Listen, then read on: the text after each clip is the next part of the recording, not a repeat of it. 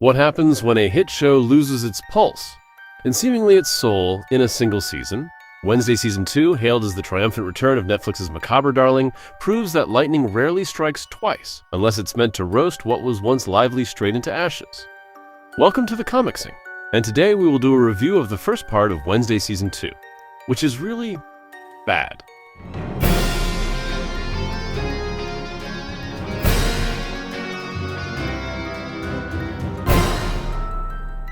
With Tim Burton's trademark gothic visuals still painting every frame, Wednesday's sophomore outing looks better than ever. But beneath the stylish veneer is a season that blunders through its storyline, direction, and character arcs, leaving very little for returning fans to celebrate. The show's excessive reliance on over-the-top violence, complete with on-screen murders of innocent characters and visceral zombie attacks, is the first major misstep. It attempts to up the ante on edge and darkness, only to push past darkly funny into the realm of grotesque and pointless. The Addams quirk was always irreverent here, it's mean-spirited and alienating, trading charm for cheap shock. Season 2 of Wednesday betrays the charm of the original show through a series of misguided plot choices that strip away both its unique wit and the heart that endeared the Addams family to audiences in the first place. First, there's a clear tonal shift. The warmth and darkly comedic charm of the first season, anchored in clever writing and genuine character dynamics, are replaced by a relentless focus on graphic violence and nihilistic story beats. Rather than playfully subverting horror tropes or exploring the Addams' quirky dynamics, the season leans into on-screen murders, grotesque zombie attacks, and mean-spirited humor that feels fundamentally out of place and devoid of the original's delight. Wednesday herself, played capably by Jenna Ortega, feels pushed into the background by an avalanche of underdeveloped subplots. Nearly every character, new and old, is given their own storyline, most of which range from forgettable to utterly tedious.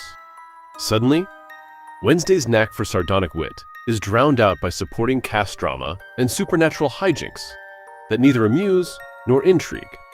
Even the new principal, Barry Dort, played by Steve Buscemi, is wasted, trapped in a character whose dialogue is so painfully written it borders on parody. The writing, once sharp and clever, now staggers on AI-generated cliches and cringe-worthy exchanges. Instead of building on the first season's crisp whodunit structure, the script meanders, giving us a plot that feels both overstuffed and undercooked.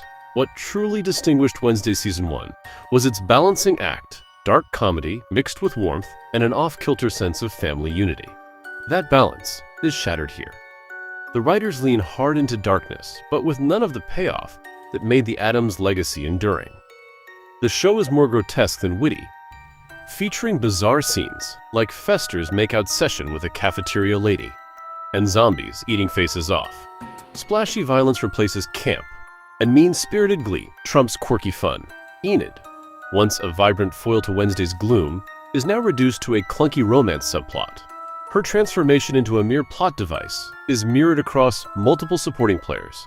Even reliable talents, like Luis Guzman-Gomez or Catherine Zeta-Jones-Morticia, suffer.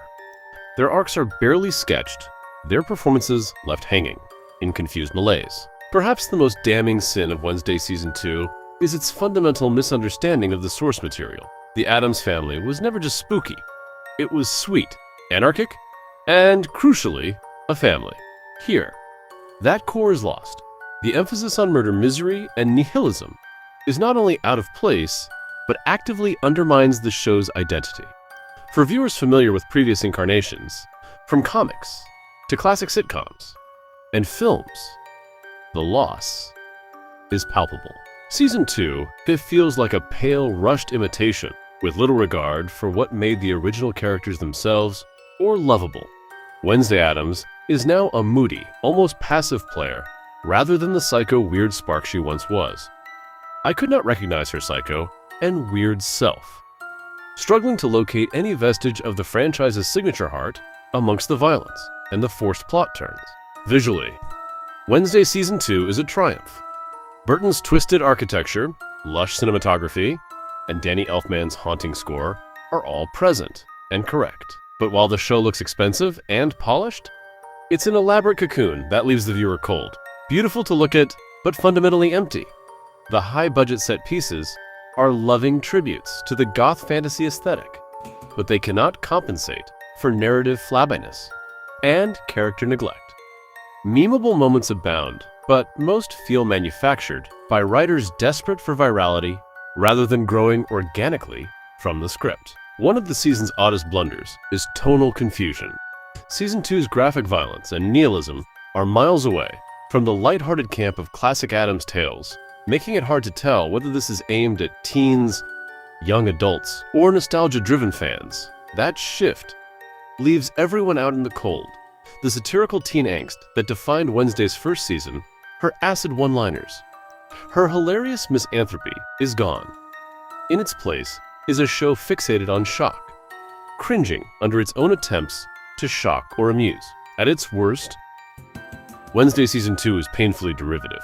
It borrows shamelessly from Harry Potter, X-Men, and more, fusing elements of psychic detective work and supernatural academy tropes into a shapeless mass. The non-stop additions, zombies, psychic powers, celebrity stalkers, camp outings are all noise with little payoff. The storytelling is so scattershot that Wednesday, supposedly the show's anchor, is often sidelined. The show tries to juggle too much, loses grip on every thread, and ultimately falls apart, lacking tension, cohesion, and any sense of discovery. Even the audience reviews are united. Season 2 feels entirely AI-generated, with clumsy dialogue, pointless subplots, and almost every creative decision landing with a thud. It's rare to see a sequel squander so many opportunities, and rarer still, for fan expectations to be so thoroughly dashed. It's hard not to feel that Wednesday Season 2 marked the end of a promising series. The vibrant weirdness and family warmth are gone, replaced by exhausting darkness and creative stagnation. In a year of disappointing sophomore slumps, Wednesday stands out.